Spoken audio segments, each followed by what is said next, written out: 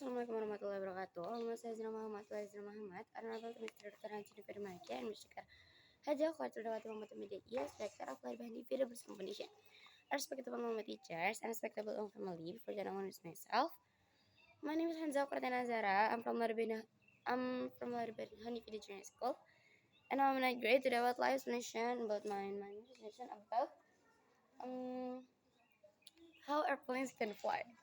Airplanes can fly because air moves around their wings when they move forward. This movement of air creates a force called lift, which pushes the airplane upward and helps it stay in the sky. The wings of an airplane have a special shape. The top of the wing is curved and the bottom is flatter. When the airplane moves, air flows faster over the top of the wing and slower under the wing. This makes the air pressure above the wing lower and the air pressure below the wing higher. Because of this pressure difference, the wing is pushed upward.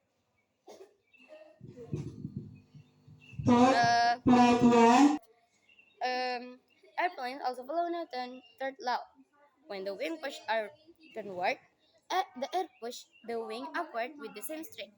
This upward push helps the airplane lift off the ground and stay in the air. The airplane engines make the airplane move forward. This forward movement is important because fast-moving air is needed to create lift.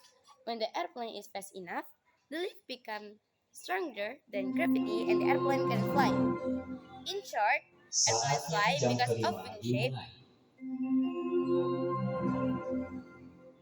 It's time to begin the fifth lesson. Moving air and engine power. The scientific idea explain how airplanes can safely fly in the sky. Jadi bagaimana sih cara pesawat itu terbang?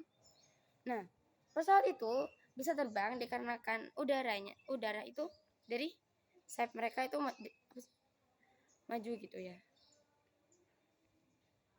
Nah, dari sini juga dia itu juga memiliki gaya angkat yang mendorong pesawat untuk menaik ke atas dan untuk tetap di atas awan.